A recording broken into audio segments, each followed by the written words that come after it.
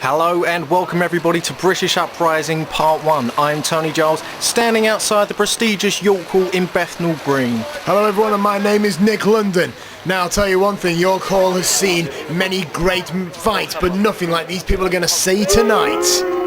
It looks like the limousine that's just pulled up is carrying none other than the old school, the twisted genius Dean Ayers, Flash Barker and Monkey Boy Mark Sloan. Hey, you can't call him Monkey Boy Mark Sloan. He can out-wrestle any of you, he can out-wrestle any of your family, and he can out-wrestle any of your friends. That may well be true, Nick, but he still looks like a monkey. As the old school make their way through the crowd outside York Hall, it looks as though they may be being accosted by a couple of fans. Well, I'll tell you one thing, when they do fight their way through this crowd of idiocy, they're going to get to the ring and they're going to do what they need to do, and that's get the FWA Heavyweight Championship back around the waist of Flash Barker. First off, Nick, let's concentrate on getting them in the building. As security, doing their rigorous checks, making sure no riff-raff comes into the building.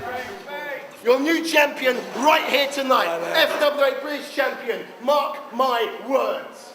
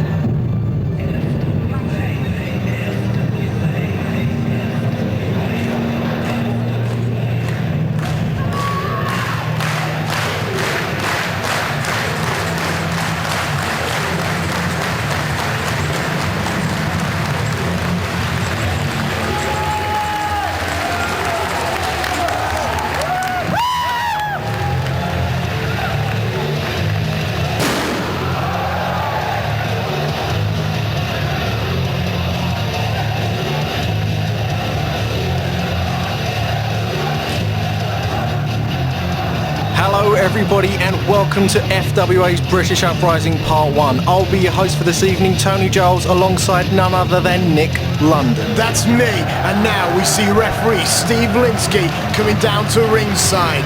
And if Steve Linsky's coming down, that can mean that only one person is about to follow. The lovely Jane Charles, the FWA ring announcer, about to kick things off for FWA British Uprising. In Part 1 you're going to see Jerry Lynn versus the anarchist Doug Williams in the main event. However, today we're going to kick off with a three-way dance. It's going to be Jack Xavier, Roger Ghosh and James Tighe fighting for an All England Championship title shot.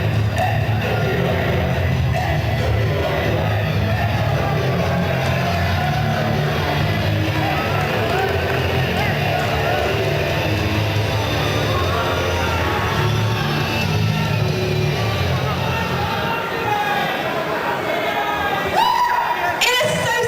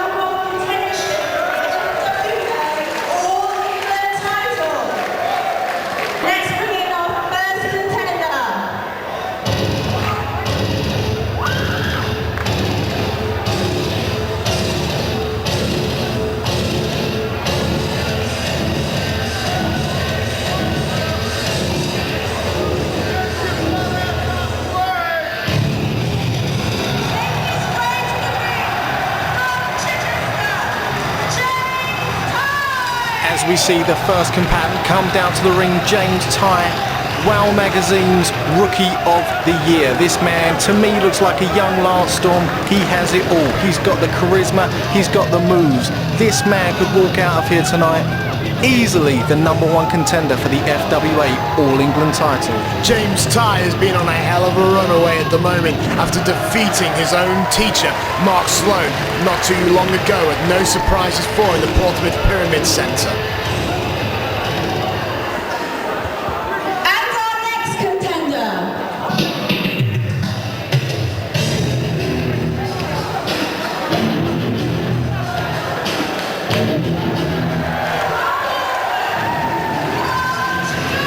Coming down to the ring now, one of the opponents, Ghosh, one of the youngest members of the FWA roster. He may be young, but he's got the talent to prove that he belongs in that ring. Again, someone else that could easily walk out of here tonight, the #1 contender for the All England title.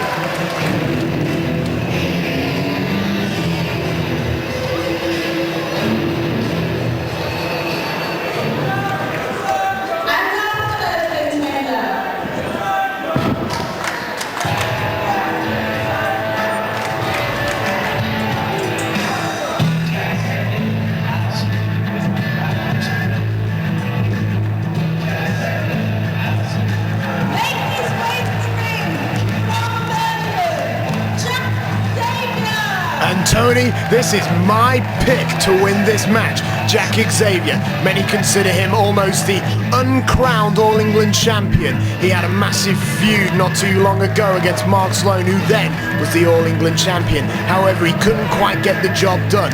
Now Jack is only 2 matches away from that championship. But first, he's got to get through James, and he's got to get through Raj, and he's got to become the #1 contender to the All England Championship. It's quite true, Nick. Jack Xavier is definitely one of the people's favourites. Now all 3 men exchanging pleasantries, and soon they're going to have to get this match underway and lock up. But Tony, how does a 3-way lock-up work? To be perfectly honest, Nick, I couldn't tell you, but I think we're about to find out. The crowd behind all 3 of these guys, this should be a classic. All 3 men now testing the waters. No look up there. I think the key in a 3-way dance is to maybe single out one man and go for that. It looks as if James Tighe may be going for Jack Xavier here. However, he's got his eye on Raj, and that's why he's got his eye on him. It's quite plain to see that all 3 men are very wary of what's going on around them, and neither one is going to make a silly mistake and let that #1 contendership slip away. Well, the entire crowd is behind all 3 men, and I'm not surprised. But now Raj has got the hammerlock on him, and then a headlock, and now James Tighe with a snapmare. And Raj goes in with a headlock. Jack Xavier onto his feet. Oh, with a wristlock on James Tighe. James must be in excruciating pain right about now as Jack Xavier, he moves into the hammerlock and goes forward and takes Raj's head. And now Jack Xavier with the headlock, and it's James Tighe with the wristlock. And now Jack seems to be floating over. He singled out James's arm, and there it is, an overhead key lock. Now Raj with a waistlock. He's jucking position. It looks like he may be going for some sort of German suplex as James Tighe goes behind, goes for the school where Raj goes, not letting hold of Xavier. And now Raj has a pinfall on Jack. However, now James has the pinfall on Raj. It's nearly a 3 count. All 3 men are down. All 3 men are up. Unbelievable. All 3 men had each other scouted so well, they were able to predict the other's moves. That was a fantastic display of 3-way technical wrestling. You could hear from the crowd the reaction they got. This is where wrestling is heading. As James Tighe rolls back, takes Jack's leg. Jack must be unbelievable. He's got his arm and his leg in a twist. Jack might want to make a wish at this point, and Jack's got to find a way out of this, and he's going for it. However, Jack missed the enziguri. Now James with an Achilles lock. As Raj goes, bounces off the rope and takes the head of Jack Xavier. Jack is in double trouble right now, but Raj, realising there's a head right there, goes for Jack Xavier as well. Raj, the dominant force at the moment. What a lovely pair of headlocks. And now Raj, the wild card of this match. However, no! James now reapplies the Achilles lock and puts the pressure on Raj with that reverse chin lock. James Tighe proving he's no monkey's boy. He knows where he's at. He knows what he's going for. As Raj goes to the roll through, who's he going for here? Xavier is down. Raj goes with the roll through neck snap on James Tighe. Well, Raj nearly snapped the neck right off James Tighe there. And now we're at this kind of dead end. All three men are back in a standing position and they've got to re-lock up. Raj Ghosh is only 17 years old. Can you imagine what it would feel like for him to go home this evening, Nick, and say, I'm the #1 contender for the All England title? Well, it depends how often he's been thrown around. It could be quite so. With an Inzaguri to the outside, Xavier sends James Tighe crashing down. James trying to speed up the proceedings and he paid for it. And now it's Jack and Raja. Jack with an arm drag on Raj. And Raj now with the arm drag on Jack. Those are so powerful, they're ripping the shoulders almost. Jack and Raj, oh my God, it looks like he's going for a reverse DDT. As James takes the knees away, Jack gets his move, all three men are down. Jack almost looked like he was going for the Xavier. And now James, however, James clipped the knee of Jack and Jack was forced to drop Raj. James now going over Raj and picks him up and he sends him to the corner. It looks like Raj is going for a spinning head scissors and James throws him over. Oh my God! A DDT, a spinning DDT from Raj Ghosh as James Tighe takes Raj down. He goes for the pin. That was a fantastic counter by James there. We're getting to the point now where triple threats or three-way dances, they're becoming a bit of an art form now, and these three men are showing why they're on top of their game. As James Tighe goes for some sort of double underhook, is it going to be a power bomb? No, Raj floats over. Raj looks like he's going for the Russian leg sweep. As Xavier takes them both down. Xavier with the neck snap, Raj with the Russian leg sweep. Xavier almost with a 3 count. Raj managing to get the shoulder up there. All three men are down. All three men are down indeed. That move that Jack executed took a lot out of all three men. But we'll see who gets first to their feet here. Referee Steve Linsky putting in the count, making sure everything is above board. Xavier, the first man up, goes. Oh my God, what's this? A neck breaker. Raj nips up, takes Jack down. Jack takes James down. This is three-way madness. Now, all three men are down and it looks like Raj could have the advantage, but unfortunately he just couldn't capitalise. He couldn't get the cover. Raj could have gone home, but it just wasn't meant to be.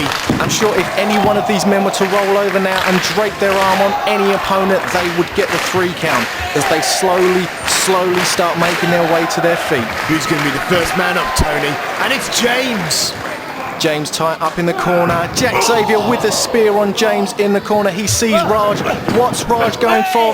Raj is going for the tarantula on the ropes, a submission move as James Tighe drop kicks Jack, drop kicks Raj.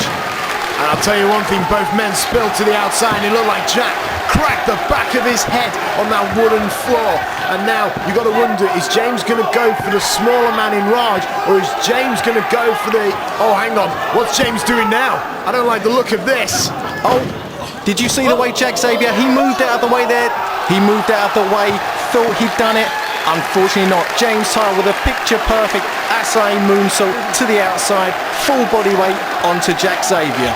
That's very uncharacteristic of James when you consider that it's triple threat and that there's a title shot on the line.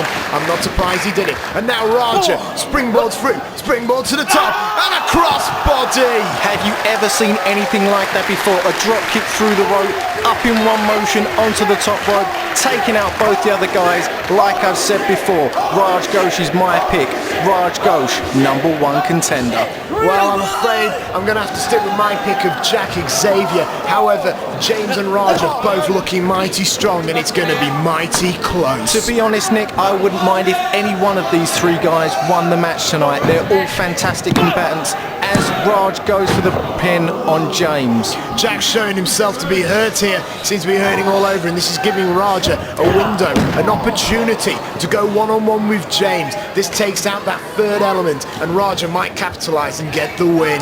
With a shocking forearm to James Tighe there as he backs him into the corner. A couple of blows to the gut. Xavier's back in the ring. Jack now sending Raj to the corner, but Raj flips over and James has caught him. He's going for the German suplex. However, they back body drop Jack Xavier. James just can't get the suplex. And Roger rolled through. He's got the pin. 1, 2. Jack Xavier rolls it over again. Oh, yeah, there's no way to call that, but by saying basically it was a kick to the backside.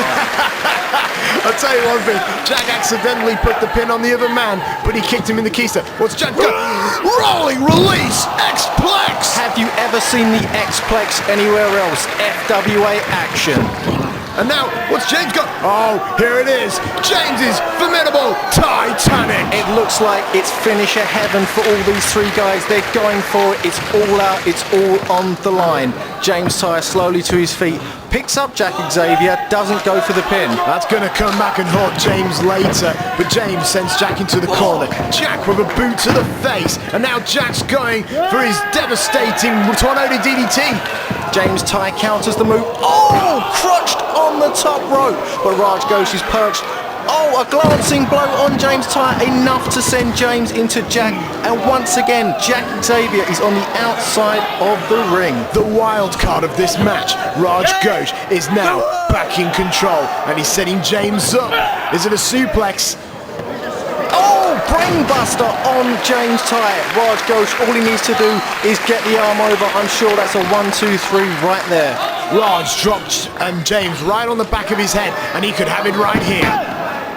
Oh, at the last second, James Tighe knows what's on the line. He manages to deep down, dig up, pull the arm up, as Ghosh again goes with those devastating blows to the gut.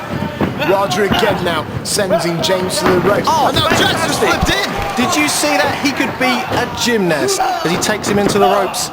Raj holds on to the ropes. And now James now flips over. And oh my God! They get the 3! It is the 3 count. James Tighe is the new #1 contender for the All England title.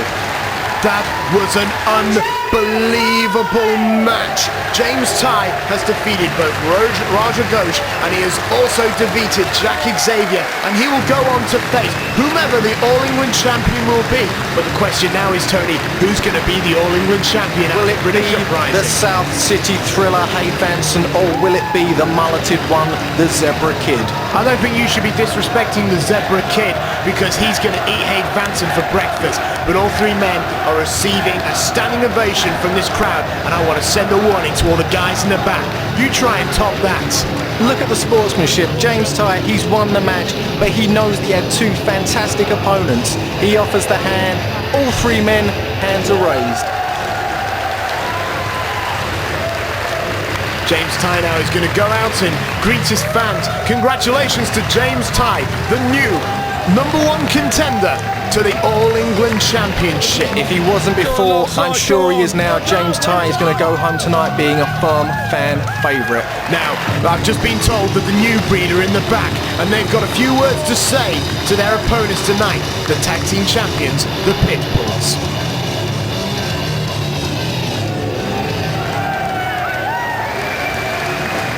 Tell you what, Pitbulls, you see tonight, we've been training hard. We haven't been eating the pies like you have. We've been going down the gym every single day, getting ready for this match. And do you know what? I'll tell you why. It's not because we are that good, but we are. It's because we are the new breed. We are the future. But we've been lacking that gold around our waist. But instead, we don't want your burgers. We don't want your fitness Jenny Craig plan. All we want back is our belts. And tonight is our chance. We've been fighting our way up the ranks. Tonight, we get those belts back. Simple, Pitbulls. You're going there tonight with us, you're coming out minus the belts. I'm Nick London, and when I'm entertaining, I like to listen to the high-octane beats that are only supplied by FWA The Music, Volume 1, featuring such people as Jody Fleisch, Doug Williams, and the show stealer Alex Shane. Go to www.frontierwrestling.com.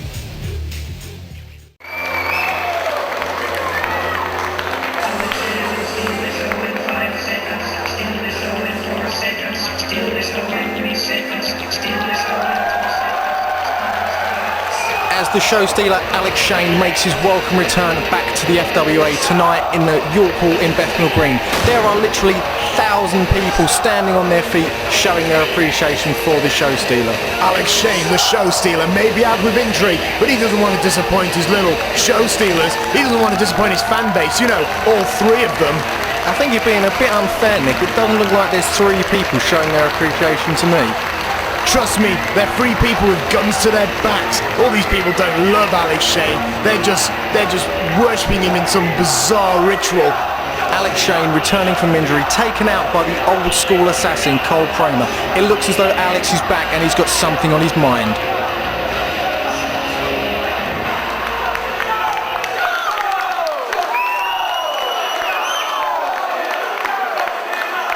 Now guys, since my injury back in March, it's been almost 8 months since I've been on a show a size of this caliber and this magnitude.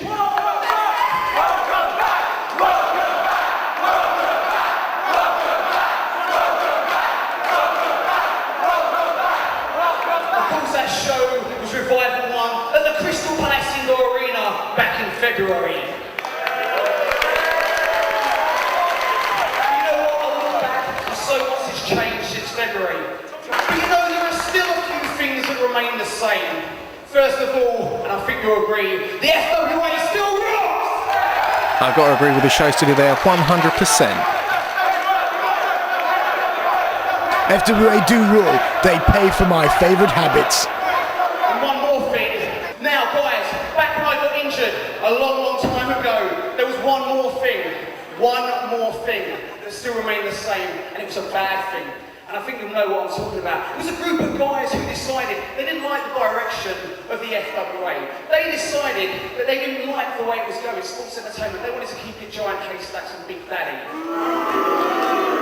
So they tried to keep the young guys down by injuring them or holding them back. I think you know I'm talking about the old school. As the fans are quite rightly chanting, Alex Shane taken out by the old school. And what do the fans think of the old school? They think they suck. Well, I sat on the bench when I was out injured, and I realised one thing. More than anything else in the FWA, the thing I want is to get rid of the old school once and for all. Right here tonight in Bethnal Green, Jody Fleisch leads as the new FWA Heavyweight Champion! So the show stealer is going to make sure that happens, and Dean Ayers, Mark Sloan and Flash Barker. There's 2 things you can do about it, that's nothing! It looks as though the old school aren't happy with what Alex Shane was saying. It looks as though the old school may have something to say themselves regarding the show stealer. Well, Alex Shane, he comes out here and he's spurring all this garbage out of every orifice that he has. And I'll tell you one thing, it's up to Dean Ayers and Flash Barker to come down to ringside and set the record straight.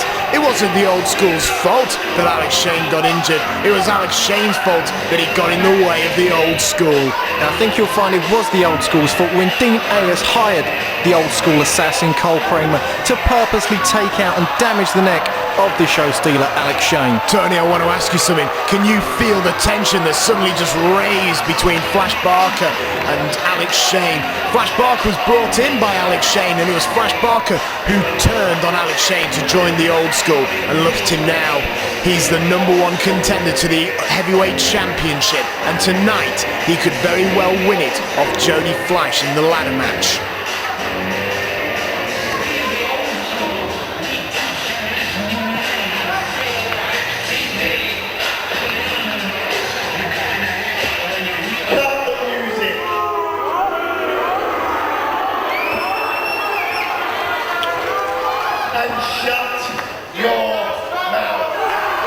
As always, Dean Ayers has a few kind words for the FWA fans.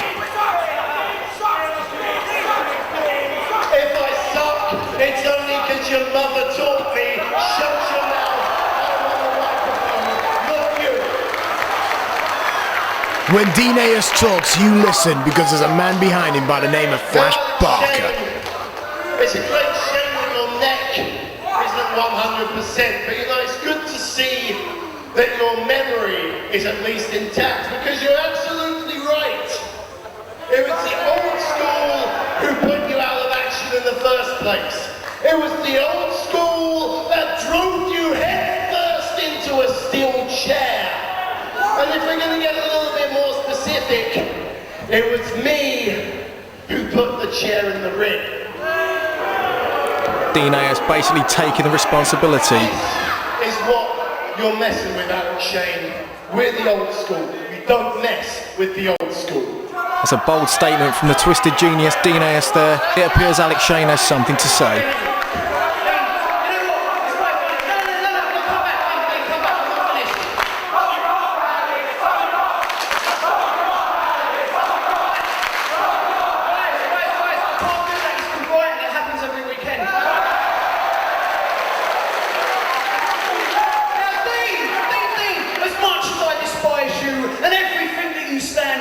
There's one thing about you that I find kind of cool. I know it's funny to think about it. I'm sure this audience is wondering what it is. And I'm sure you're wondering what it is. Well, Dean, I'm going to put you out of your misery.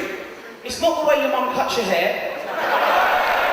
It's not your CNA wardrobe. It's not your obvious love and dedication to your full-time job of junk food testing. And it's not even your advertising sponsorship deal with Shoe Express. Dean, the thing that I think is cool about you, and you're going to have to agree, is the old school music. It's kind of funky, isn't it? But you know what, Dean? When I think of the words cool and Dean Ayers, it kind of goes together like David Beckham and high IQ. It just doesn't work, does it? So Dean, I've come up with something that I think you're really going to like, and I know these people will. Because I spoke to the music guy. No, he's not talking about what I think he is he? Every time I raise my hand, I want to hear the song that's going to make Dean Ayers' life a misery. So it's just time for me to say, play that funky music, white boy! Dean's Dream Theme was one of the most popular theme songs on the TalkSport Talk Wrestling radio show. The only person that doesn't seem to really enjoy it is Dean himself. Well, do you blame him? I think it's kind of catchy. Well, I'll tell you what I think it is. It's kind of cheesy and rubbish. I want to hear that music again. You, just like everyone else here in the FWA, you want to undermine my credibility. You want to undermine the old school's credibility. You want to make us all a laughing stock. This man is the former FWA champion, and if it wasn't for the office boys moving the goalposts, he'd still be the champion today. Mark Sloan, the longest reigning All England champion of all time. And let's not forget, Alex, the people who put you on the shelf. We're the old school. I told you before, you don't. If Alex were wise, he ought to apologise to Dean Ayers. Dean, you're right. No, you are right. I do owe you an apology because, you know what, I do feel kind of bad. And guys, I'm not going to play that song anymore because, Dean, I want to give you a heartfelt apology. From the guys in the back, from the guys sitting over there. I'm impressed, he's not as stupid as he looks. And, no, come on, stop playing this music, Mr. Soundsman. This is ridiculous. Don't you see the flash marker's gonna rip your chicken-like head off?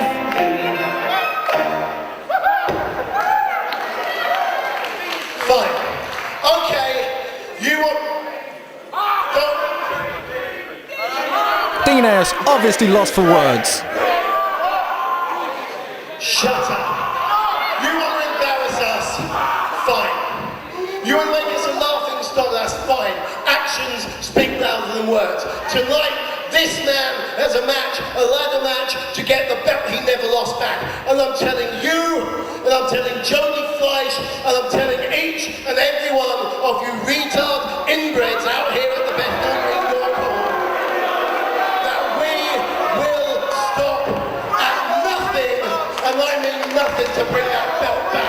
Alex Shane has upset the wrong man. You may as well give him a spade because he's digging himself a nice hole in the middle of the ring. I can come out here and play games, but this is serious. Don't you dare tell me to watch my back, because from where I'm standing, the only thing that needs to be watched is your weight, son.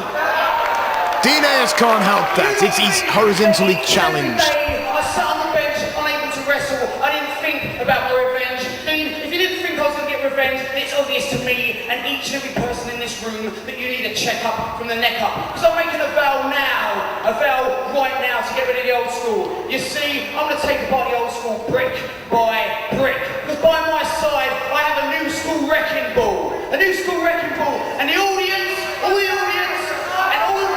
It's Mark Sloan! It's Mark Sloan, he's got a chair! Alex Shane, you're gonna pay! Oh my god, a devastating chair shot there from the specialist Monkey Boy Mark Sloan to the head of the show stealer Alex Shane. Two things, don't call him Monkey. We will stop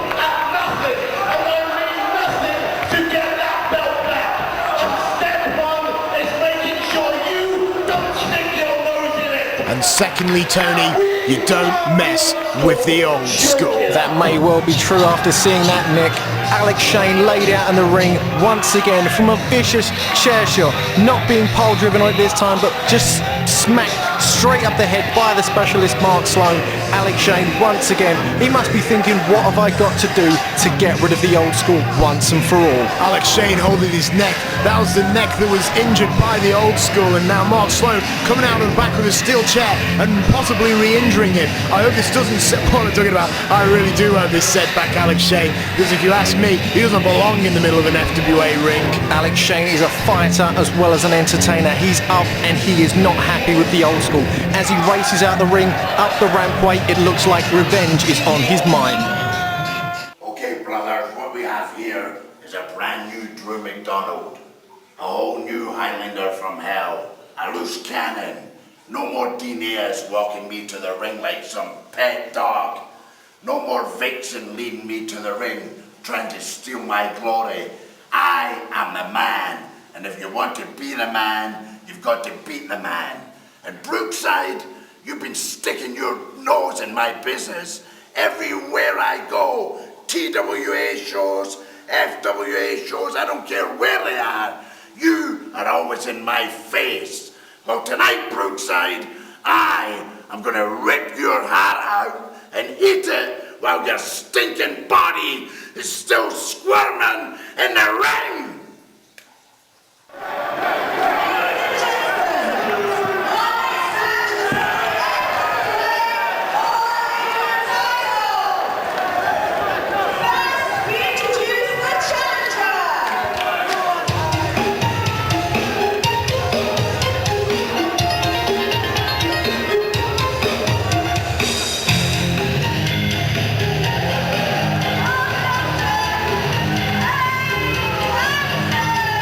Hade Vansen, the South City Thriller. If James Tighe was last year's Rookie of the Year, this is my pick for Rookie of the Year next year. Hade Vansen has quite literally done it all since he's been in the FWA. No titles as yet, but I'm sure tonight could see him as the new All England Champion.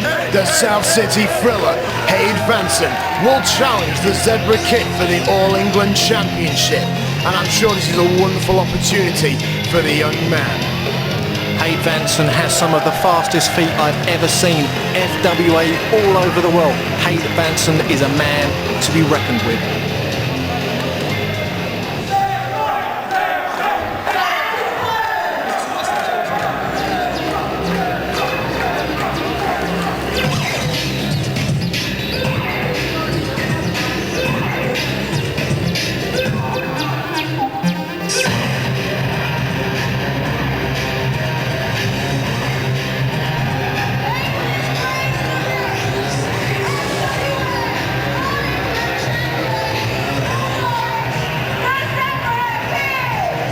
Ladies and gentlemen, the Zebra Kid.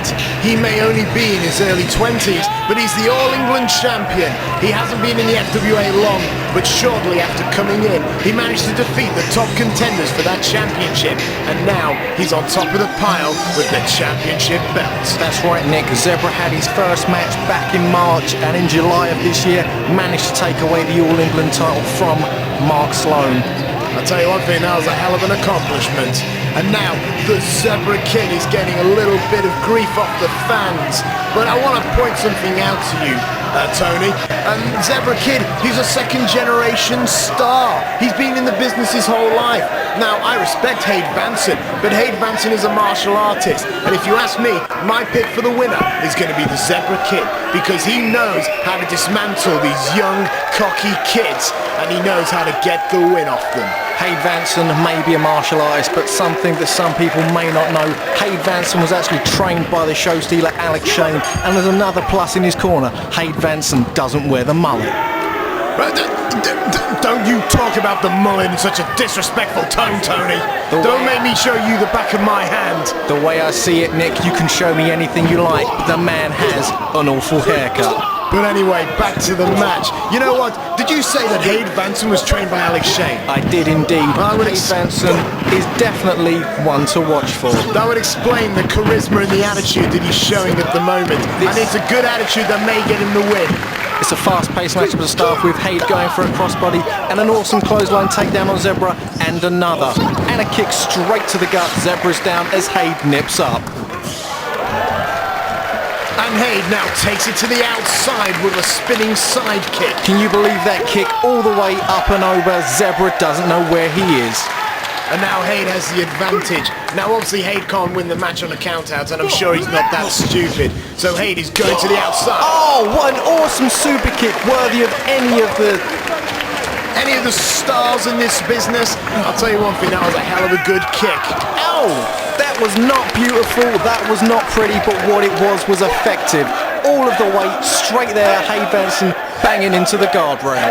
The Zebra Kid, when he's doing his suicide dives, he may lack the grace of a Johnny Storm and a Jody Fleisch, but quite frankly, he's so solid.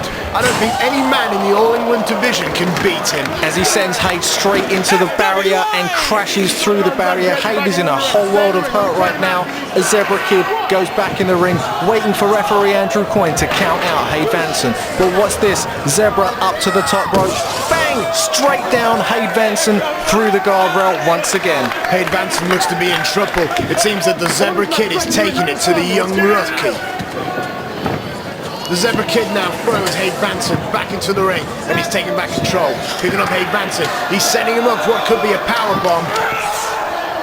And he hits it. Sit down powerbomb. And no, Zebra doesn't go for the free count, but instead, the Zebra Kid is going up top. Watch out, everyone.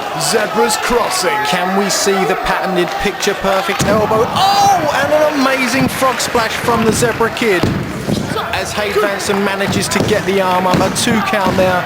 Zebra Kid thought it was 3. Obviously, Zebra didn't want to go for the elbow too early, for if Hade moved out of the way, he could have smashed that elbow of his to a schmillion pieces.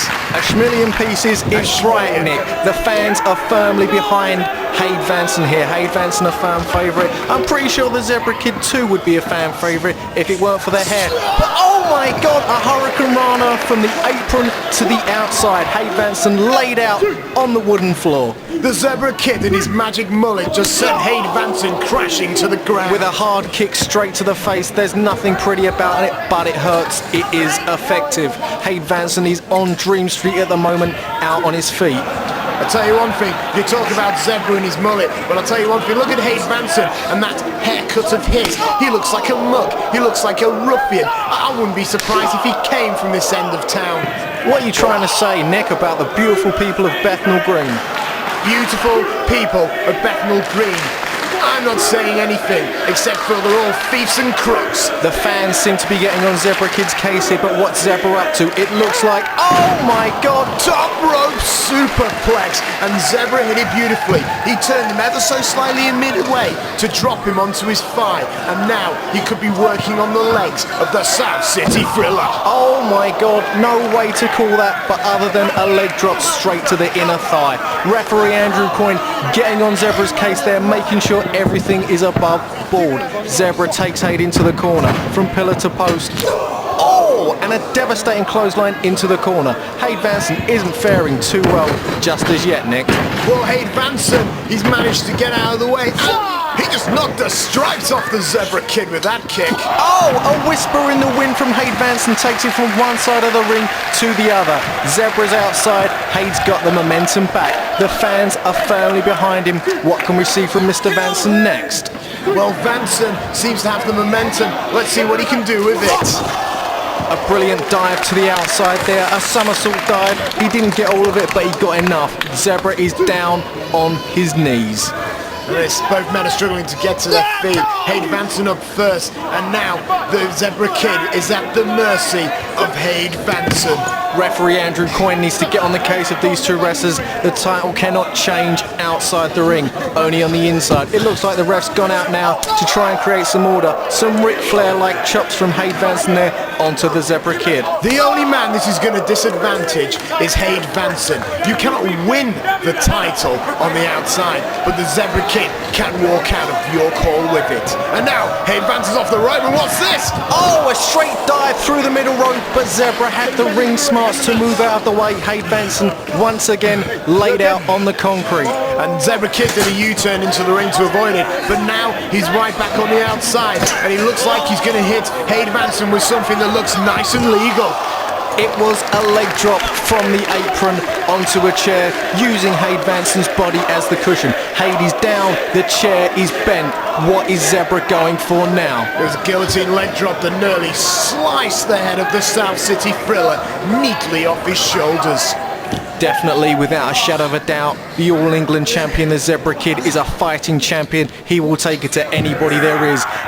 As a wonderful suplex from the outside, inside on Hade Vansen, he manages to get the shoulder up. It's only a 2 count.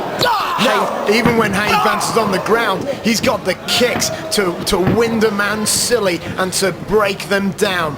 And we'll see if Zebra Kid managed to avoid the turnbuckle, but Hade Vansen's up in the give him corner, a kick upside the kick head. to the head. Zebra's down on the mat once again.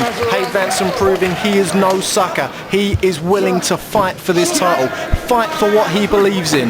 I think a new All England champion is what we're going to see, with a drop kick through the ropes to the outside onto Zebra.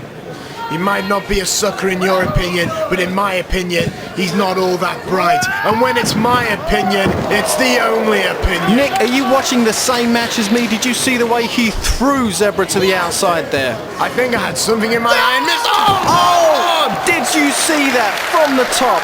One go to the outside, both men out for the count. I saw it all right. Hade Vansen launches himself like a rocket at the Zebra Kid. Both men struggling to their feet. Surprisingly enough, Zebra's up first. Maybe it took a bit more out of Hade. I'm not entirely sure. What's he going for? Surely he just powerbombed him onto the mats outside. Hade Vansen cannot be in good shape right now, and now the Zebra Kid with a senton off the apron.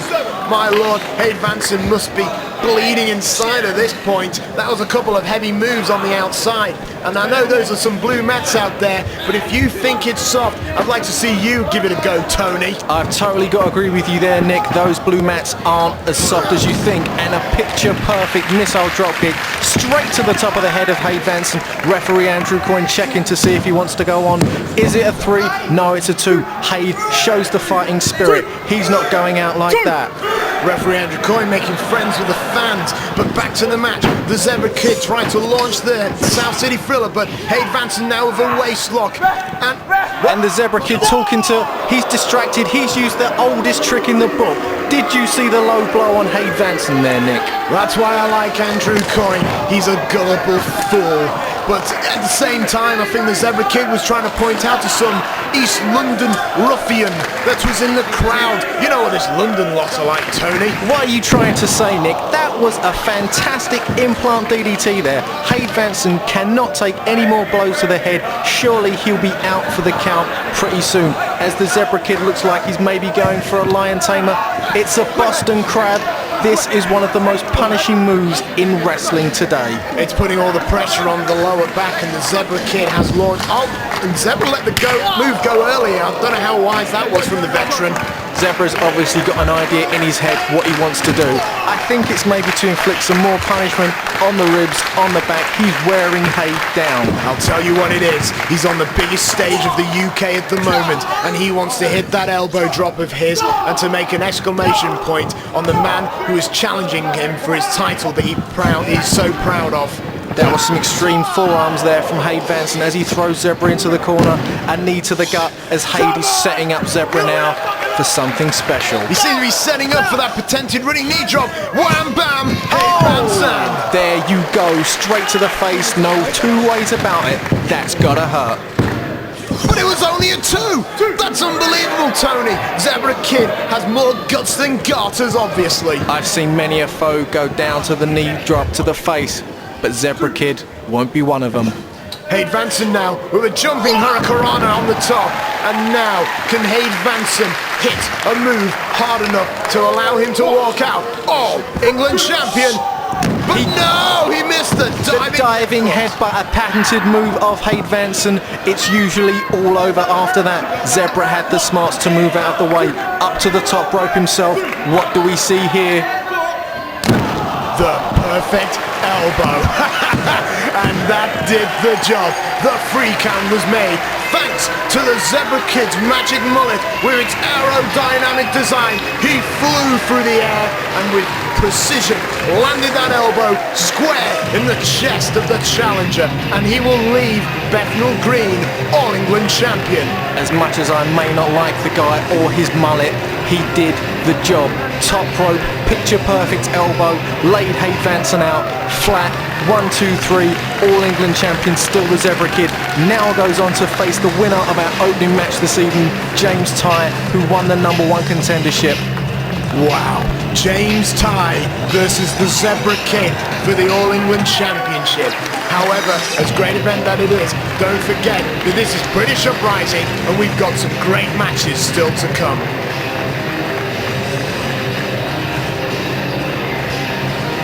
As Hade Vansen slowly but surely gets out of the ring now. Hade Vansen is a fan favourite. They know he give it his all. They are firmly behind him as he receives the ovation as he walks up the mat. Hade Vansen, it may not have been his day today, but it might be tomorrow. Up next, the new breed. For all you people who don't know who we are the family. I am Brendan Thomas, the Messiah. This is Scotty Rock. This is Ian Disciple, and that is Righteous Paul Travell. Well, if I may, Messiah, I believe there's something to say about Nikita. You see, tonight, we have some family business to take care of. When I first heard I had a match with you, Nikita, I said no. Why would I want to fight a girl? But then, I consulted the Messiah, and he told me that an example must be made. Tonight, Nikita, you're that example. You see, we have this little thing that we like to do with steel chairs. It's an example to be set. And tonight, you may find out what a sacrifice is all about. You know what I'm talking about, don't you? This man loves to play with chairs. You see, Scotty Rock is back in the FWA. I'm a calm man now. I've finished my anger management course and I am calm. There's no more voices in my head. I am calm! Can't you see? I am the calmest man in the FWA! And there ain't no man and no one who can stop Scotty Rock! I don't need no more anger management! I'm back in the FWA! Ready to kick some ass! You understand me? Let it out. It's on. Let's get it. Let's get it. Come on. You've worn the rest, now wear the best with the new FWA t-shirt range. If you want to stand out in a crowd, go to www.frontierwrestling.com.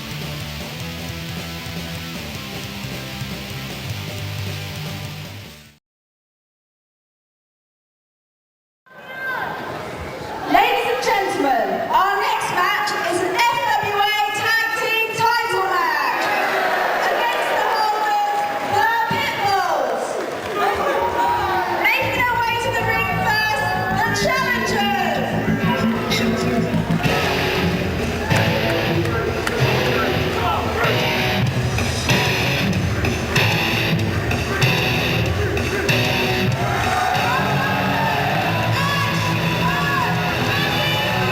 2-time FWA Tag Team Champions, the new breed Ashe and Curve. Former Tag Team Champions looking to regain the glory they once had. This match has been 8 months in the making. Tonight I smell something in the air. It's not your cheap cologne. It's not their opponent's BO. It's a title change. I'll have you know, Tony, that ain't BO that you can smell coming from me. That ain't no cheap cologne. I'll have you know that's Link's Java for men.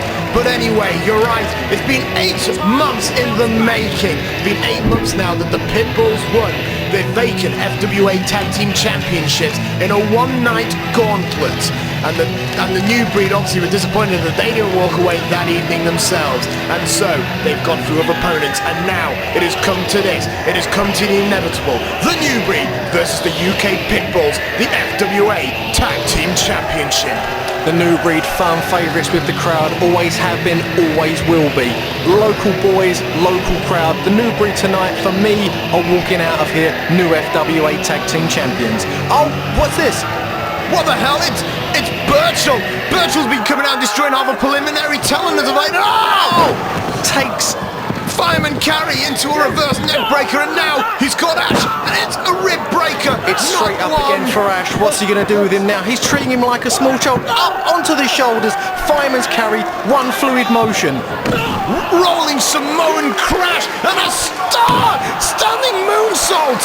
Picture perfect moonsault. Who is this Birchall? Where did he come from? What's he doing here? I've got a more important question for you. How big is this Birchall? Well, Curve just managed to take him down with a couple of kicks, and I think this is the first time I've ever seen him off his feet. Birchall is off his feet. Curve has proven that he is no laughing matter. But you say that, and then Birchall nips straight up onto his feet. He doesn't look happy. What is Curve gonna do? Curve now off the ropes, but Birchall just decapitated one half of the new breed. The back of his head snapped onto the canvas there. He can't be in a good way. What's the man doing now? He's got a table.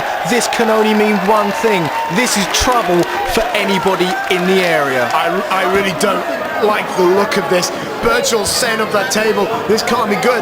Birchall over the last few shows, he's just been coming out and destroying some of our younger rookies. But the new breed, that's a whole new kettle of fish. The new breed aren't rookies. The new breed have been here for a long, long time. And Birchall is basically treating them like nobodies. Birchall has hoisted up Curve onto his shoulder. I don't know what he's going for. I've not seen this before. He looks around at the crowd. It doesn't look... Oh my lord! Birchall just dropped Curve just through the table.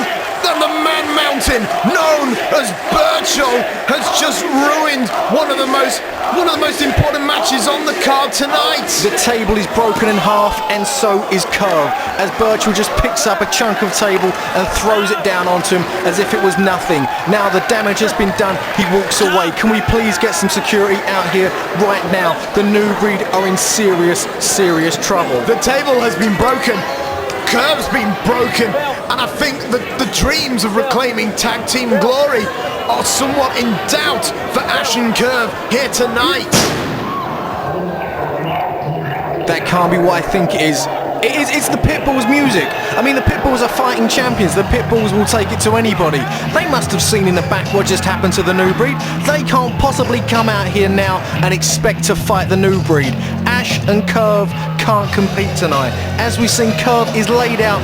He's not moving. What do they plan to do? They are current FWA Tag Team Champions, the UK Pitbulls, but they don't just hold titles here. They hold most of the key championships in most of the federations that are in the UK today. The Pitbulls, who a joint weigh over 70 stone.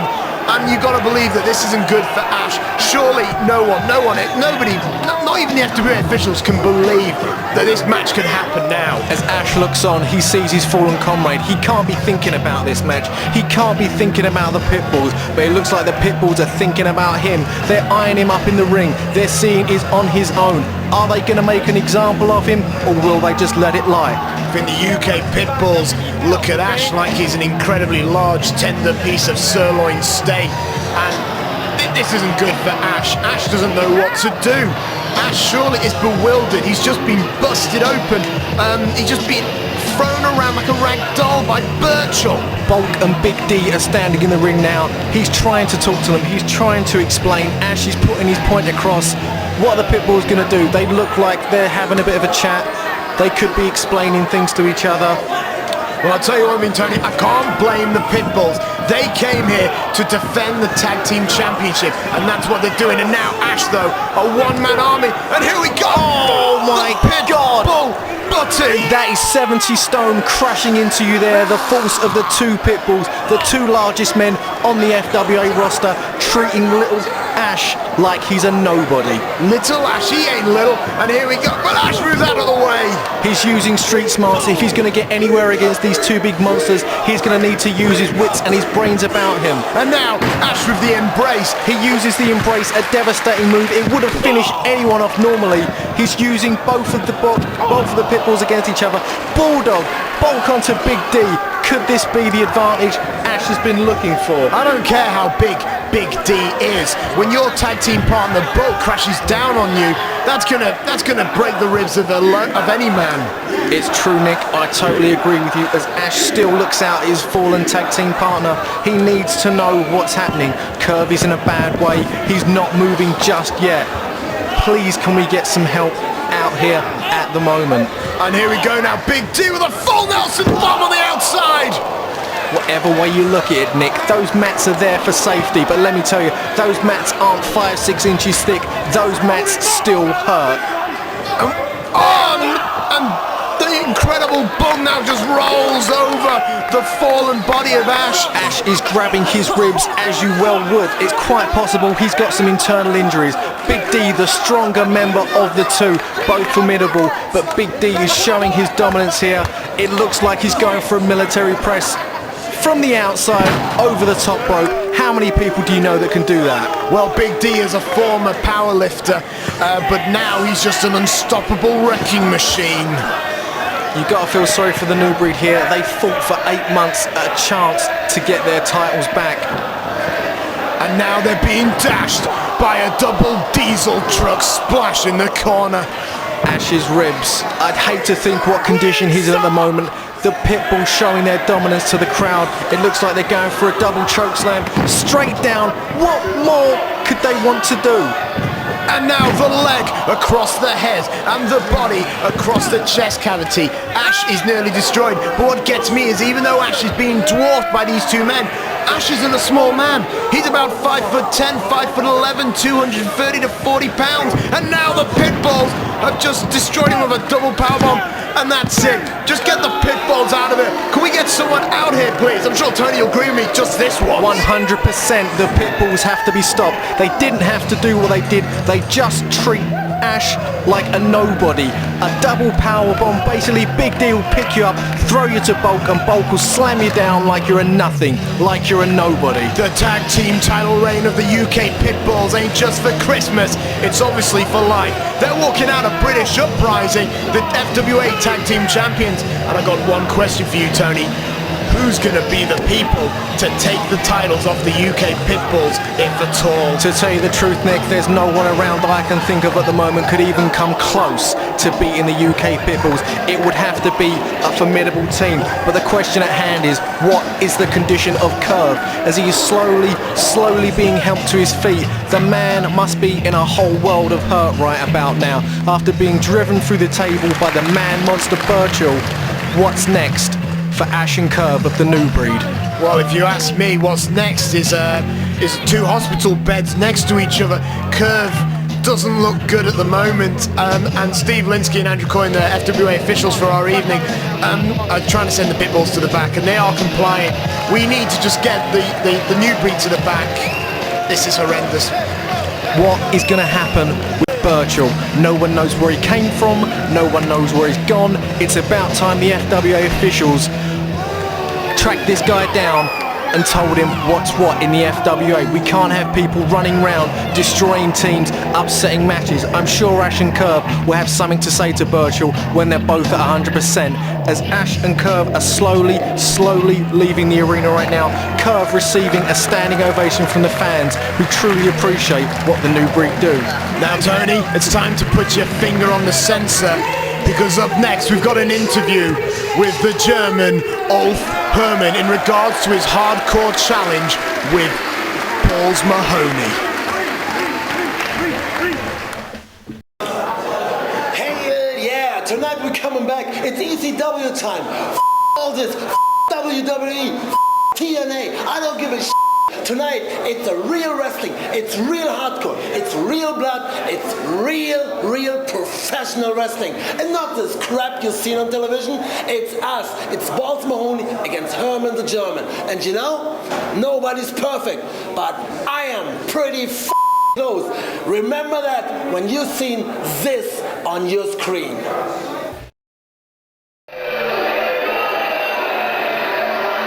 Well, Jane Childs is looking a little confused, and I don't blame her. We're scheduled to have our main event for the first half of British Uprising, Jerry Lynn versus Doug Williams, but this is Drew McDonald's music, the Highlander from Hell. Maybe this is just a technical glitch. No, there is the Highlander from Hell, Drew McDonald. Quite frankly, he is a scary man. I mean, he's a former Scots Guard. What's going on here? Obviously, he's got something to say. We'll see what he's got to say. Tony, what do you think? Well, there's only one way to describe Drew McDonald, and it is frightening. The man had a change of image. He no longer comes out with Vixen. He's no longer a part of the old school. But one thing definitely is for sure, Drew McDonald is no laughing matter. He is a man to be taken seriously. And as you said, Nick, it looks like he's got something on his mind. Well, Drew McDonald, I mean, he's a very well-travelled man. He's wrestled over in America. He's wrestled over in Canada. He's wrestled across Europe. He's a former tag team champion here in the FWA. He's tagged up with such legends as Big Daddy. And this man, he's a former Scots Guard. So to say that he's a bit hard is an understatement. There's no way you can top that. A Scots Guard is a bit hard. Drew McDonald, definitely one of the biggest men on the FWA roster, coming out here, frightening fans, frightening James Charles. There's no need for him to be out here at the moment. He doesn't really want to wait by the looks of things. It looks like he's ready for action. He wants to get in there. He wants to prove to everybody that without the old school, he's just as dominant and just as evil. No Dineas, no Vixen. He's a man on his own, and he's a man on a mission. And I think the first man he wants to road his way over is going to be the Wildcat, Robbie Brookside.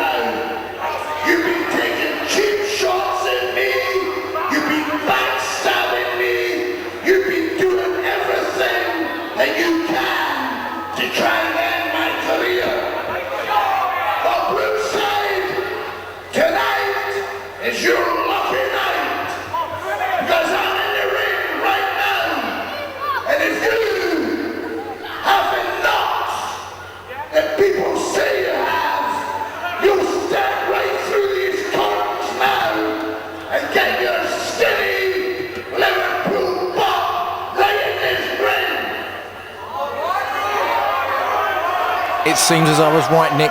Drew McDonald does not want to wait until later on in the evening. He wants a piece of Robbie Brookside, and he wants it right now. This match will be a TWA sanctioned match. Unfortunately,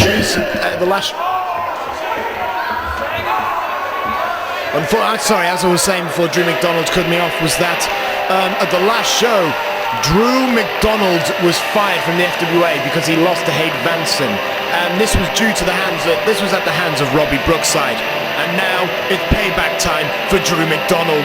Robbie Brookside, the wild child Robbie Brookside, holds some impressive victories. He's wrestled all over the world. Brookside has pinfall victories over the likes of Chris Jericho. He's been William Regal's tag team partner. He's wrestled for WCW, All Japan, New Japan, and we find him here in FWA wrestling at British Uprising in the York Hall, Bethnal Green. This should be a pure wrestling clinic. Tonight, two old school warriors going one-on-one for bragging rights. Being the biggest stage at the moment in the United Kingdom, British Uprising is the perfect opportunity to let these two men settle their score.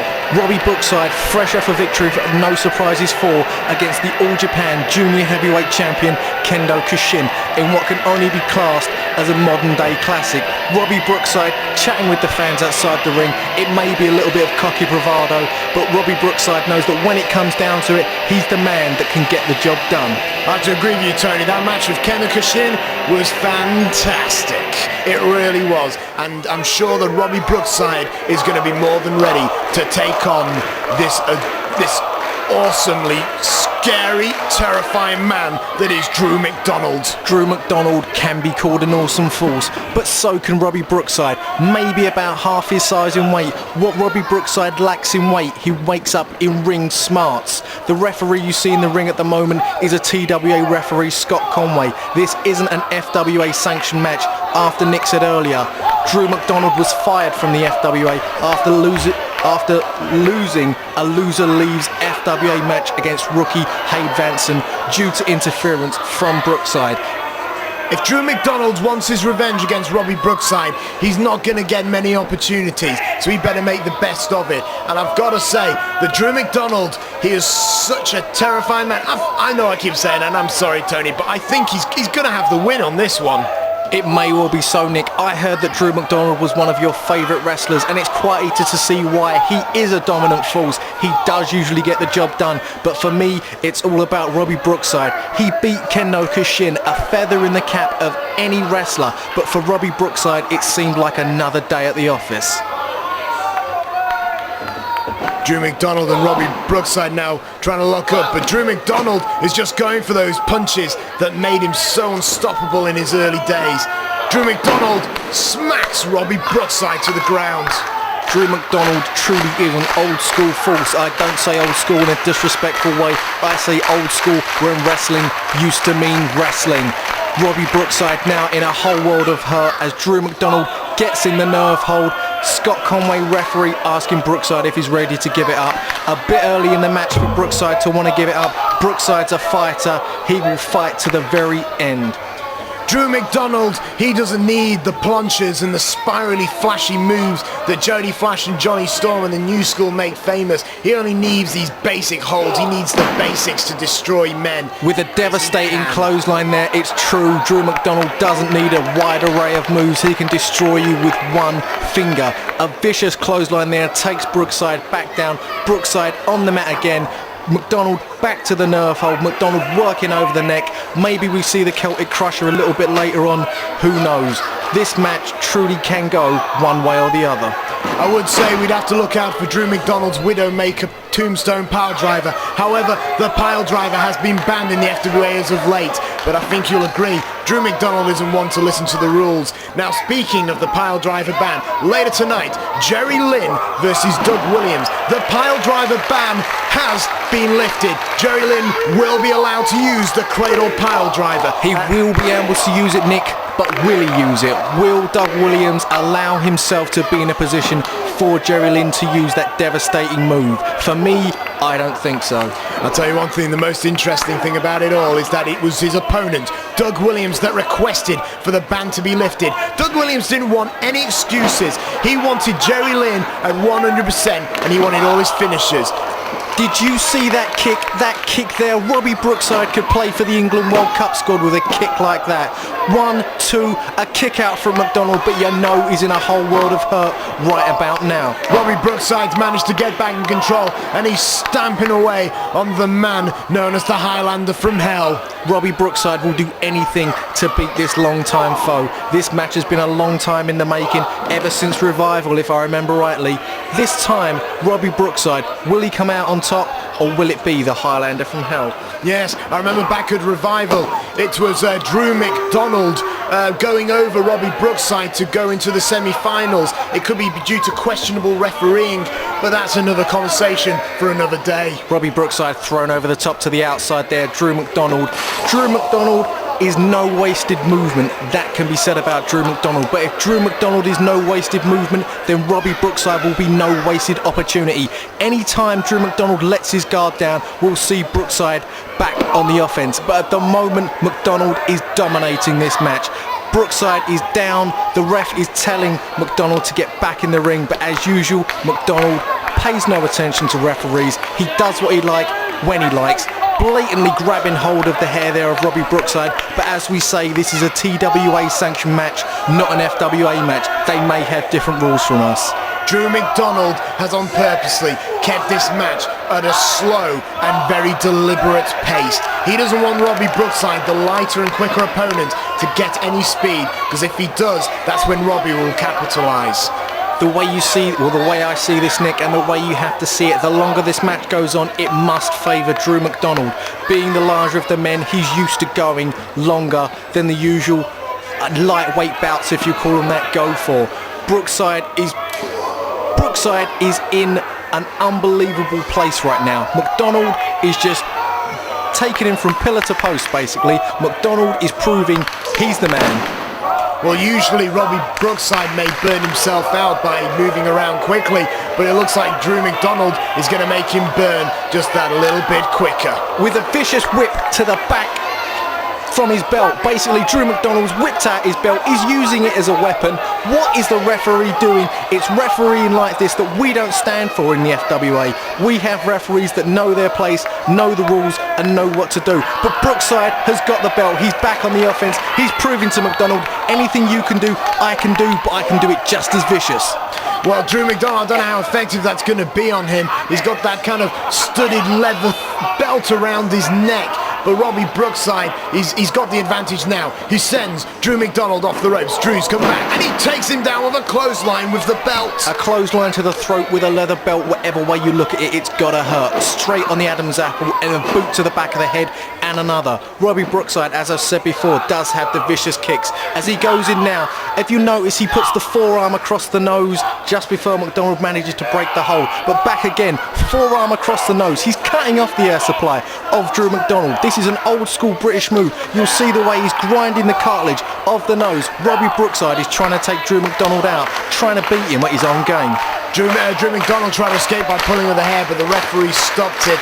It seems to me now that the irresistible force that is Robbie Brookside is beginning to break down on the unmovable object, Drew McDonald. As Drew is sent into the ropes, but quite literally comes back with a clothesline and knocks Robbie Brookside on his backside. A 2 count from referee Scott Conway. McDonald looks to inflict some more punishment on the Wild Child. Looks like Robbie Brookside is back to square one, and I don't know where Drew McDonald's going.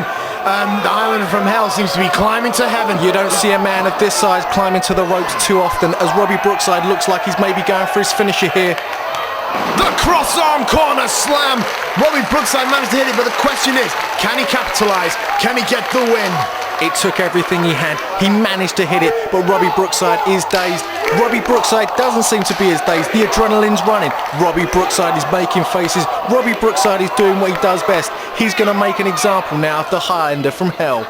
Well, Drew McDonald is in a lot of trouble right here, and Robbie Brookside seems to be setting him up for one of his patented moves, the Tree of Woe. He's setting him up in the Tree of Woe. This can mean only one thing, Nick London. It can only be the drop kick. The drop kick straight, bang, straight in the face. Drew McDonald has to be out, and now Robbie Brookside with a cover. The free count is made, and no! It was 2! 2.5, 2 3/4. Nick, how do you kick out from a straight boot to the face? If that was me, I'd have been out for days. Well, maybe Drew McDonald isn't your mere mortal. He's from the depths of hell. Scotland, to be exact. It is true. The Highlander from Hell. It's not just a name. It's not just a gimmick. It's who he is. As he goes in now with vicious forearms in the corner. Bang! He's knocked down referee Scott Conway. I don't know what that is. I think Scott Conway ought to disqualify him, but he doesn't seem to be. And now Robbie Brookside just got pushed down himself. A referee isn't needed. All these men want to do, they just want to go out. They just want to fight. Scott Conway injecting himself into this match. He's disqualified both men. Well, I don't agree with him physically dragging off Robbie Brookside, but I agree with the disqualification. Drew McDonald just flattened Scott Conway there. And Drew McDonald's frustrated. He has lost his opportunity to get that win over Robbie Brookside here at British Uprising. Drew McDonald just giving Robbie Brookside the 2-fingered salute and said, I've had enough for now, but one day I'll be back. Robbie Brookside isn't happy with the decision. Robbie Brookside has put referee Scott Conway in the Tree of Woe, and are we going to see it once more? I don't think we're going to see much more of this, TWA official. Well said, Nick London. Robbie Brookside proving that he was the dominant man at the end of the match, taking out the referee, taking out Drew McDonald. Who would have won the match? We'll never know. A double DQ there, TWA sanctioned match. Robbie Brookside, we'll see him again one day, as will we of the Highlander Drew McDonald. But to be honest, the referee, I'm not happy for him. We'd like to thank TWA for allowing us to have this match here at British Uprising. But up next, Tony, Tony! It's the one you've all been waiting for, the main event of FWA British Uprising Part 1. Oh, it's gonna be the new effing show. Jerry Lynn taking on the anarchist Doug Williams. It's a match. It's a good reason why a lot of these people are here today, and it's gonna be the main event of our first half.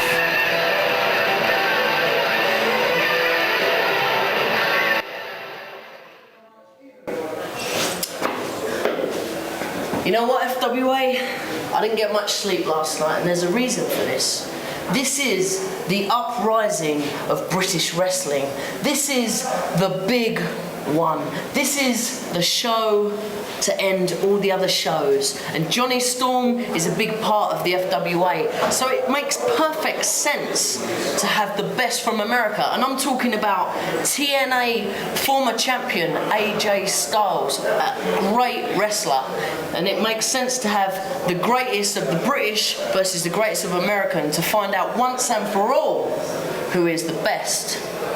Now FWA is in my blood and it's in my heart, and I'm going to do my damnedest to show you, the British fans, why British wrestling is up there with wrestling around the world, because we are the FWA, we are the best and we are the baddest, because Johnny the Wonder Kid Storm is here, style in action.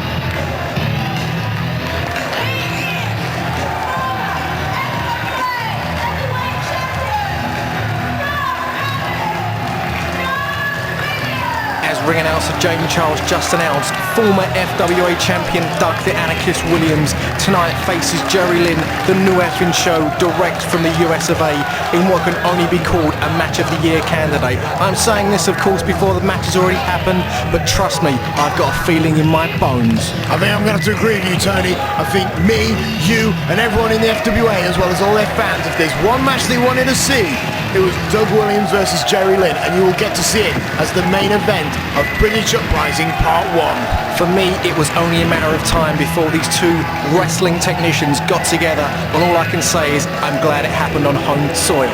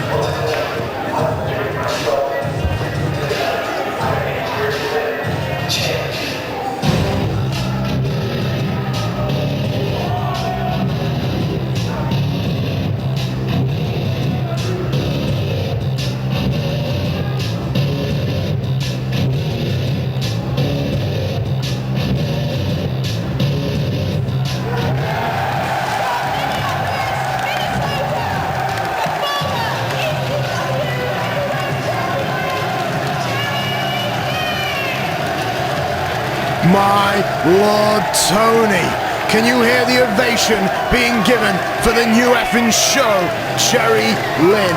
The fans are pumped, and Tony, I don't mind telling you, I'm pumped for this one. I think it'd be a fool not to be pumped up for this one. This is going to be a wrestling clinic, wrestling at its best. James Charles announced it, former ECW World Champion, former WWE Light Heavyweight Champion, and a former, maybe even the current NWA TNA X Division Champion. If there's a prestigious title out there, Jerry's wrestled it, he's won it. And he's got the t-shirt to prove it. The fans are on their feet, they're in appreciation for Jerry Lynn and what he's done for the wrestling business, as they are for Doug Williams. They know what to expect, this is what they came to see. The bell has been sounded, the two men have shook hands, and here we go. Jerry and Doug lock up. Jerry now with the wrist lock, and he's taking it up. He's tightening, and now Doug with the reversal, a wrist lock of his own. Referee Andrew Coyne checking the action, thick and fast as Jerry Lynn goes for the row through and takes Doug over with an arm drag. Nice floating over arm drag, a very good move there, and I think Jerry's proved his dominance so far, but I'm sure Doug will want the last laugh. As the men lock up, Doug takes the arm, he goes through into the wrist lock. Jerry Lynn not happy about that, he's trying to get through and he gets his own wrist lock on the Anarchist. The Anarchist rolls through and he's going up and over and under and takes Jerry Lynn down, goes for the pin. Quick pin there, both men up on their feet. Nice judo throw there from Doug Williams. Doug Williams, a former judo champion himself before he became a professional wrestler. And he's using those techniques and he's brought them into the sport. I'm sure Jerry wasn't expecting that. Doug Williams has been called the best kept secret in wrestling. He's been called the most underrated wrestler in the universe. This match will be a reason why these words are true. As Jerry Lynn now takes Doug Williams up, or Doug Williams takes Jerry Lynn up and over. Doug Williams back onto his feet with the sleep, up and over. And now Doug Williams and Jerry Lynn have speeded up the pace of this match. Jerry Lynn now, no, to the corner goes Jerry. Jerry over the top of Doug. Doug charges in, he goes underneath Jerry. Jerry now, headlock, headlock, headlock, and now the head scissors. And no, Jerry with another headlock.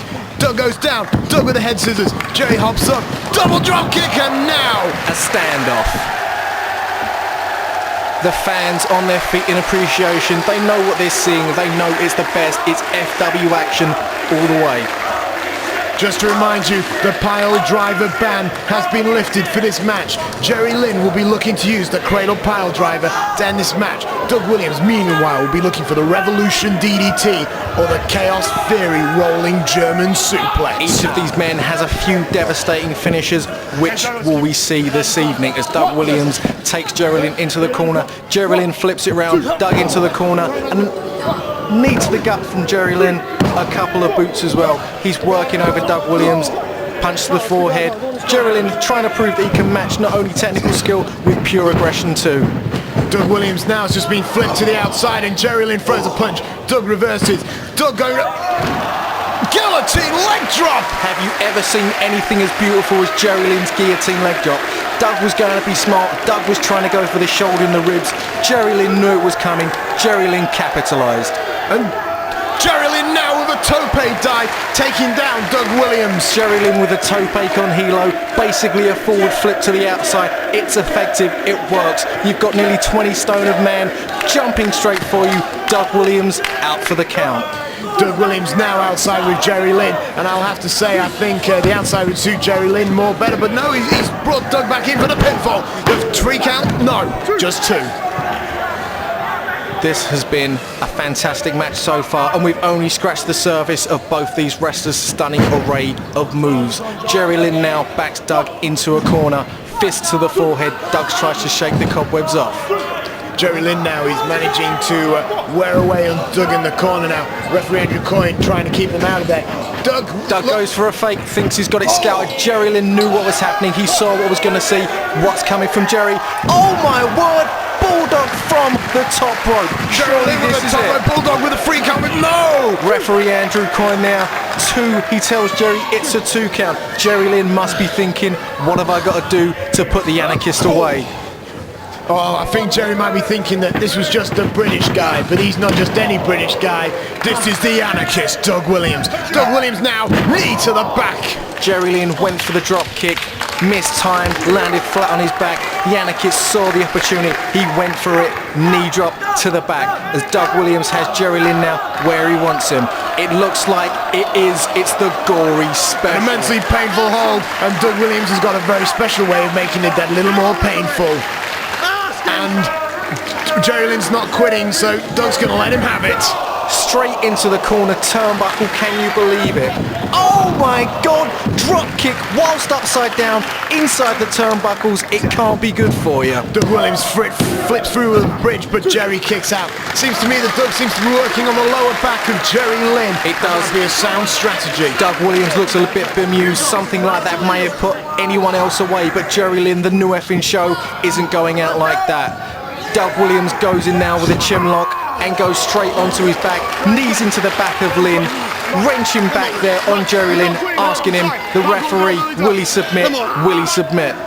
Doug Williams is conversing with the referee, but the referee, Andrew Coyne, is telling Doug that this match isn't over yet. Doug Williams with a kind of a cross-face, semi-Mexican board-type maneuver. Jerry managed to escape it, but he's still at the mercy of the Anarchist, former FWA heavyweight champion. Now Doug Williams looks like he's going from a lasso from El Paso or a maple leaf, a single leg Boston crab, if you will. He's working on the back of Jerry Lynn. He's got his knee firmly planted, or did have, on Jerry Lynn's neck. He's working the back of Jerry Lynn. Doug Williams learned that move from Eddie Guerrero himself when Eddie came over for FWA Revival. But now Doug is facing Jerry Lynn, and this might be the hardest challenge he's had today. Jerry Lynn, however, flips over, sunset flip, and will this do it? Doug Williams out of that, and Jerry into another pinfall. Jerry's pinning Doug, 1, 2, will we see it? Doug on Jerry, 1, 2, and roll over again, 1, 2. What will we see? Will either of these men get the pinfall? Jerry Lynn went for the full Nelson, but Doug rolls him up. Jerry reverses. Doug now kicks out. Have you seen action as fast and thick as this in a long time? Both men down, double headbutt. They had the same idea. Well, they clashed in the middle, and you can hear these fans applauding these two men's brave efforts. Both men down now, and referee Andrew Coyne will begin to admonish the 10 counts. You can hear the fans, FWA all the way. They appreciate what they see. Wrestlers like Jerry Lynn and Doug Williams don't come along every week. They're here. They're showing what they can do. Doug Williams back on the offense. Forearms back and forth. Lynn and Williams. Lynn and Williams jockeying for position. Who will it be? Doug Williams sends Lynn in to the ropes. Doug Williams now with an elbow to the face of Jerry Lynn, and Jerry Lynn could potentially be out cold. If I know Doug Williams, he's setting up for one of his devastating moves, and here we go. Doug Williams, bomb, scare, knee, drop. Have you ever seen anything as beautiful as Doug Williams dropping a knee across opponent's chest? Usually that would take a man out. Jerry Lynn, he's not quite done yet. The crowd arguing with the referee. They knew it should have been a 3 count. Jerry Lynn got the arm up. He's proving. The referee was having disagreements with the fans, and I think they're going to show how passionate they are. And here we go, a power off the top rope. Jerry Lynn with a free count. No! Jerry Lynn has put many an opponent away. He springboarded off the middle ropes into a sunset flip, taking Williams over. The force driving Williams over onto his front, something you don't see very often. Williams is a big man, but Jerry Lynn can still move him around like a cruiserweight. Jerry Lynn is incredibly agile for a man his size, as is Doug Williams. And Jerry Lynn is going to take Doug Williams for a flying lesson. Top rope superplex, Tony, you think? It could well be. It's looking that way. Oh my word! Both men on their backs, screaming in agony. Lynn gets the arm over. Referee Andrew Coyne down. Williams is up at 2. Williams is up at 2. Andrew Coyne was incredibly late with that 3 count, and that could have allowed Doug Williams to continue this match. Both men hit the canvas so hard, they both bounced back upwards again and landed one more time. Referee administering the count, not needed. Jerry Lynn signalling for the finishing maneuver, the cradle pole driver. And here we go. No! Doug Williams managed to reverse it. Doug Williams flipped Jerry Lynn on his shoulders. Over in one fluid movement. Bang! Down! Did you see that? Face 1, 2, no! Jerry Lynn got his hand to the rope, and the match is still on. It's ring smarts, Nick. It's ring smarts, knowing where you are, where the ropes are, and what's happening to you. Doug Williams thought it was all over, arguing with the referee. Lynn grabbed the rope. And here we go. Doug Williams with a fisherman buster. 1, 2. Are we going to see it? Lynn gets the arm up. Doug Williams must be thinking to himself, he's asking the referee, what have I got to do to put Jerry Lynn away? The best of British, the best of the US, and it's still going on. Doug Williams looking to put away Jerry Lynn with one more fisherman buster. Going for the same move. Jerry Lynn straight down into the Fujiwara armbar, one of the most painful moves there are in submission wrestling. Jerry Lynn asking the referee, ask him ref, ask him, is Doug Williams going to submit? This move puts the pressure on the shoulder and the elbow joint, but Doug Williams managed to get to the rope. He's a very lucky man. Indeed he is, Nick. Indeed he is. Doug Williams was in a whole world of hurt there. Jerry Lynn capitalising, kicking the arm. He knows that it hurt Williams. That's what he's going to be concentrating on from now on. Doug Williams went to go. Revolution did it. No! I thought Doug Williams was going to get the Revolution DDT, but Jerry Lynn is going to take him. It's the TKO. Basically, it's a fireman's carry into a diamond cutter. It's a devastating move, and I cannot believe Doug Williams is still moving. It wasn't a 1 count. It wasn't a 2 count. I think it was about a 2 7/8 or something along those lines. But regardless, the match still goes on. Doug Williams, Jerry Lynn. Who's going to win this first match between them? This is first time ever between them, and Jerry Lynn up top. Did you see anything? A spinning tornado DDT, anything quite that. He put his arms around the head, he had it lynched in, took Williams down. Williams was managing to get the 2 count. Doug Williams' face was drove to the mat, but it didn't get the job done. Jerry Lynn must be asking himself, what have I got to do to take away the Anarchist? As he goes straight through, into the leg lock. It looks like an Achilles lock. Is Williams targeting the legs of Jerry Lynn? Jerry Lynn looks like he's in the middle of the ring. He's nowhere near a rope. What's he going to do? Doug Williams has it cinched in. He's not letting go. He wants Lynn to tap out. Doug Williams wants this win. If he could get this win, imagine what it could do for his reputation over on the other side of the ocean in the US of A. Doug Williams would be a hot prospect. Andrew Coyne now witnessing the action. Jerry Lynn slowly but surely made it to the ropes. Knee drop straight down on the chest cavity. Andrew Coyne checking to see if Jerry Lynn's okay as Doug Williams climbs to the top. Could he be going for another bomb scare knee drop? We'll find out, but Jerry Lynn's moving his way up, and he crotches the Anarchist. A move that can quite simply be called painful. Straight down on the top turnbuckle. Jerry Lynn must be using those ring smarts for something. A headbutt to the gut, a forearm to the head. What's Jerry Lynn planning next? Jerry Lynn is an absolute ring general. He knew where his opponent was and he crushed him, but Doug Williams has managed to save himself, and Doug Williams seems to be setting himself up for something special here. Jerry Lynn's getting back to his feet.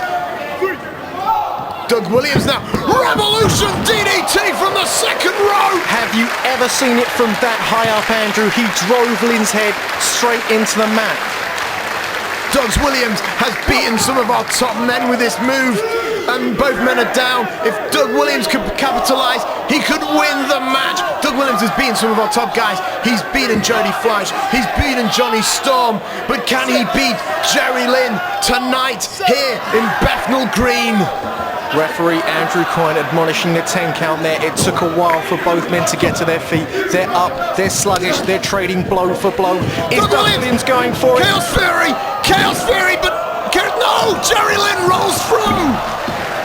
And a kick out there. Oh my God, have you ever seen anyone reverse the Chaos Theory quite as picture perfect as that? Jerry Lynn thought he was going for it, switched it around into a pinning combination. Williams looked bemused. He wasn't sure what was going on. He knows he's got to try it again. Jerry Lynn is not going to go out that easy. When is one of these men going to make a mistake that will result in somebody winning this match? Doug Williams flips over. He's got it. Revolution DDT. No. Is it going? No. It's all the way. 1, 2, and a 3 count. The Doug Williams. Chaos Theory German suplex got the job done for the UK's own Anarchist Doug Williams. And you can hear it quite simply. A standing ovation for every man, woman and child inside the York Hall at FWA British Uprising. What they've seen was pure wrestling clinic.